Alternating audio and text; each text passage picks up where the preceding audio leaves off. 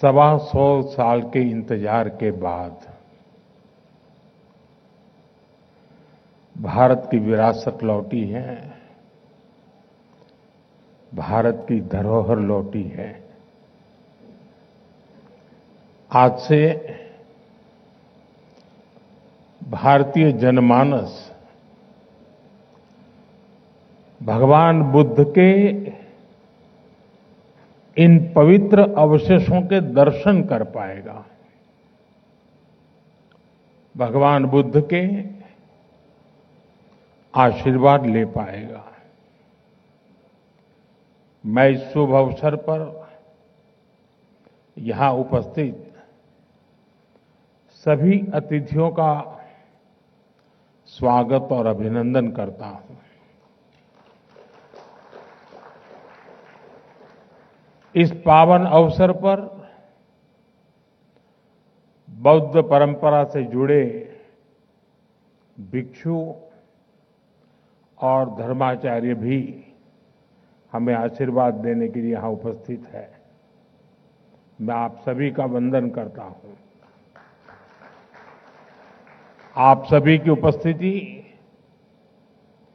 इस आयोजन को नई ऊंचाई, नई ऊर्जा दे रही है।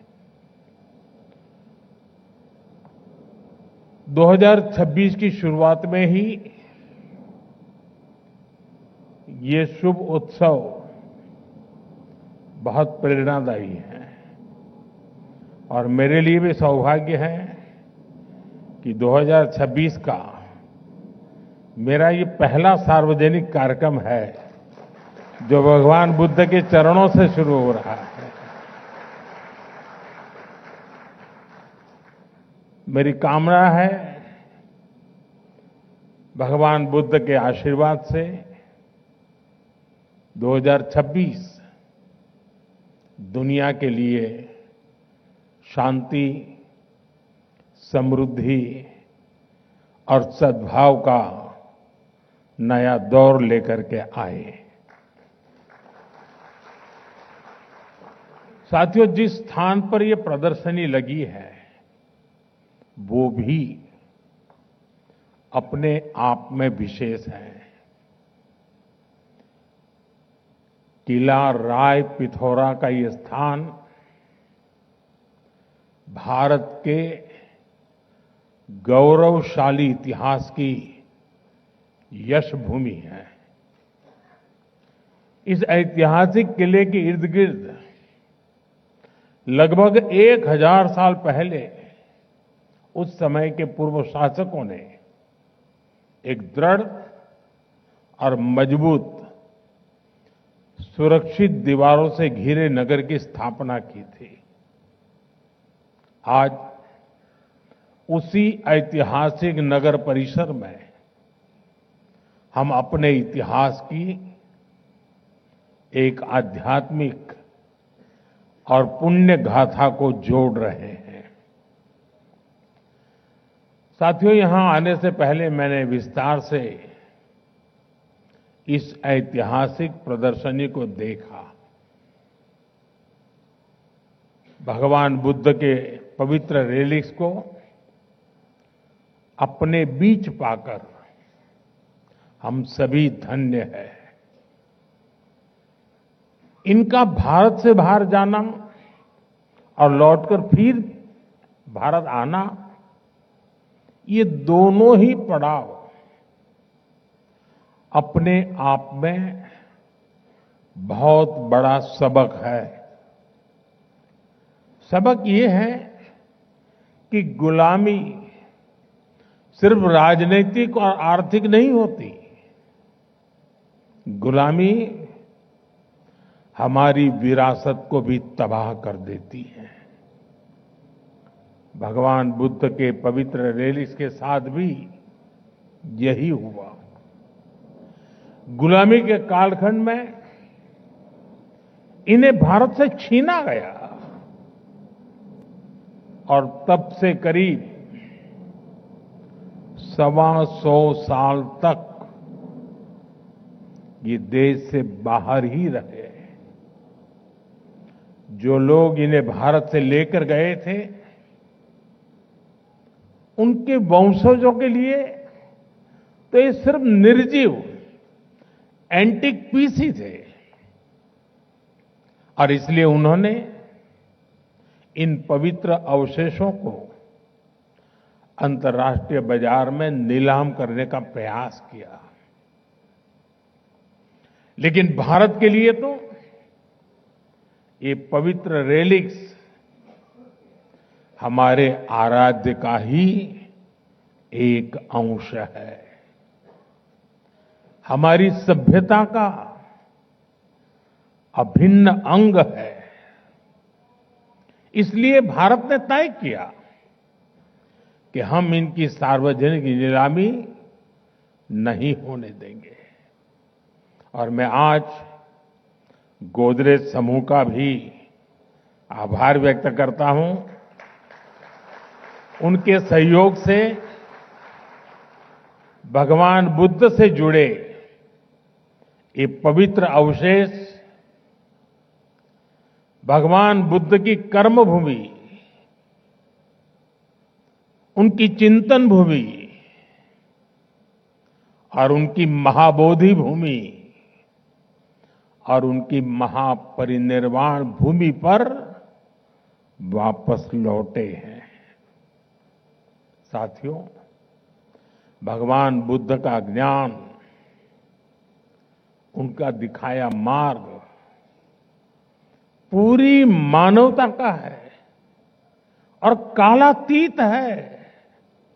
ये समय में बंधा हुआ नहीं है।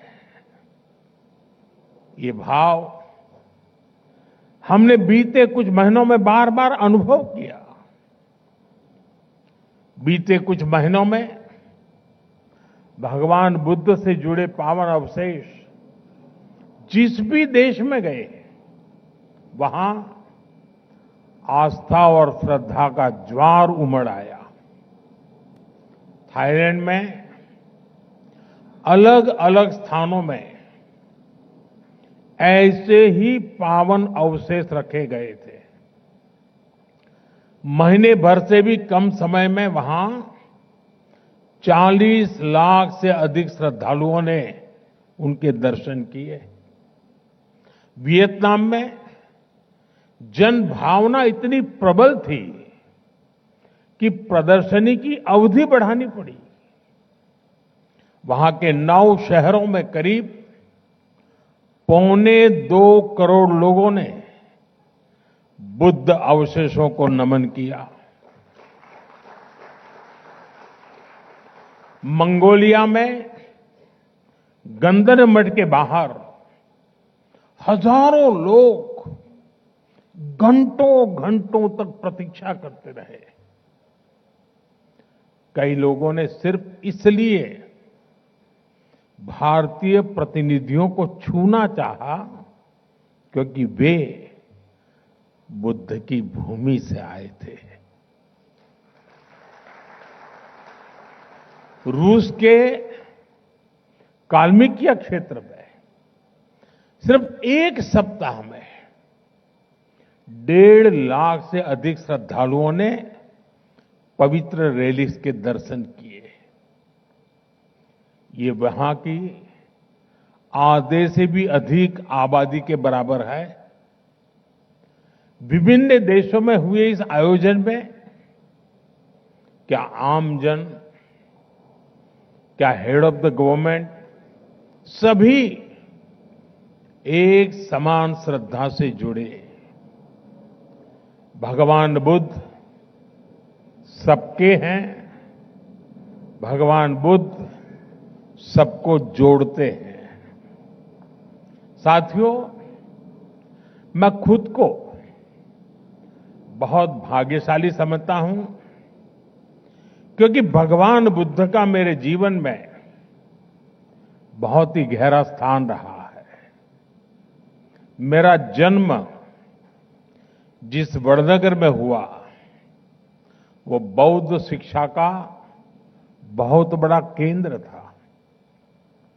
जिस भूमि पर भगवान बुद्ध ने अपने प्रथम उपदेश दिए वो सारनाथ आज मेरी कर्म भूमि है। जब मैं सरकार के दायित्वों से दूर था, तब भी मैं एक तीर्थ यात्री के रूप में बौद्ध तीर्थ स्थलों की यात्रा करता रहता था। प्रधानमंत्री के रूप में तो मुझे दुनिया भर में बौद्ध तीर्थों में जाने का सौभाग्य मिला है। नेपाल के लुम्बिनी में पवित्र माया देवी मंदिर में नतमस्तक होना अपने आप में अद्भुत अनुभव था।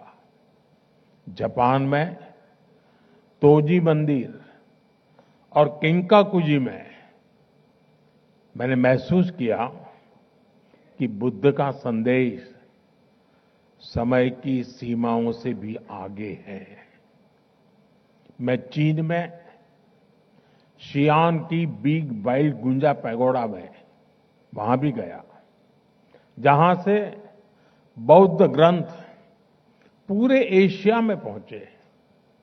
वहां भारत की भूमिका आज भी स्मरण की जाती है। मैं मंगोलिया के गंदन मठ में गया तो मैंने देखा कि लोगों की आंखों में बुद्ध की विरासत से कितना जुड़ाव है। श्रीलंका के अनुराधापुरा में जयाश्री मोहाबोधि के दर्शन करना, उस परंपरा से जुड़ने का एहसास था जिसके बीज सम्राट अशोक, भिक्खु महेंद्र और संघमित्रा जी ने बोए थे। थाईलैंड के वाट फो और सिंगापुर के बुद्ध टूथ रेलिक मंदिर की यात्राओं ने भगवान बुद्ध के संदेशों के प्रभाव को लेकर मेरी समझ को और गहराई दी। साथियों, मैं जहां जहां गया, मेरा प्रयास रहा कि मैं भगवान बुद्ध की विरासत का एक प्रतीक वहां के लोगों के बीच में जोड़ करके लौटूं। और इसलिए चीन, जापान, कोरिया, मंगोलिया, मैं जहां भी गया बोधि वृक्ष के पौधे लेकर के गया था। आप कल्पना कर सकते हैं, जिस हिरोशिमा पर, उस हिरोशिमा शहर को एटम बम ने तबाह कर दिया था, वहां के बॉटनिकल गार्डन में बोधि वृक्ष का होना मानवता के लिए कितना बड़ा मैसेज बना है। साथियों, भगवान बुद्ध की हमारी ये साझा विरासत इस बात का भी प्रमाण है कि भारत सिर्फ पॉलिटिक्स, डिप्लोमेसी और इकोनॉमी से ही नहीं जुड़ता, बल्कि हमारा जुड़ाव कहीं गहरा है। हम मन और संवेदनाओं से जुड़े हैं। हम आस्था और आध्यात्म से भी कनेक्टेड हैं। साथियों, भारत केवल भगवान बुद्ध के पावन अवशेषों का संरक्षक नहीं है, बल्कि उनकी परंपरा का जीवंत वाहक भी है। पिपरवा, वैशाली, देवनी मोरी और नागार्जुन कोंडा जैसे प्राप्त भगवान बुद्ध से जुड़े अवशेष बुद्ध के संदेश की जीवित उपस्थिति है। भारत ने इन अवशेषों को साइंस और अध्यात्म हर रूप में संभाला है, सहेजा है। साथियों, भारत का ये भी निरंतर प्रयास रहा है कि दुनिया में बौद्ध विरासत से जुड़े भी स्थान हो, जो भी स्थान हो, उनके विकास के लिए हम यथासंभव योगदान दे सकें। जब नेपाल में आए भीषण भूकंप ने प्राचीन स्तूपों को नुकसान पहुंचाया, तो भारत ने उसके पुनर्निर्माण में सहयोग दिया। म्यांमार के बागान में आए भूकंप के बाद हमने 11 से अधिक पगोडाओं का संरक्षण किया। ऐसे अनेक उदाहरण हैं। भारत में भी बौद्ध परंपरा से जुड़े स्थानों और अवशेषों की खोज और उनके संरक्षण का काम निरंतर चल रहा है। जैसा मैंने आपको पहले कहा, मेरा जन्मस्थान गुजरात का वडनगर बौद्ध परंपरा का एक बहुत बड़ा केंद्र रहा है। मैं जब गुजरात का मुख्यमंत्री था, तब वहां बौद्ध परंपरा से जुड़े हजारों अवशेष मिले थे। आज हमारी सरकार इनके संरक्षण पर भी बल दे रही है और आज की पीढ़ी को इनसे जोड़ भी रही है।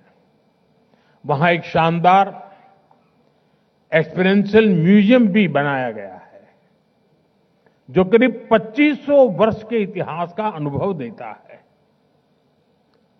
अभी कुछ महीने पहले ही जम्मू कश्मीर के बारामूला में बौद्ध काल की प्रमुख बुद्धिस्ट साइट का पता चला है।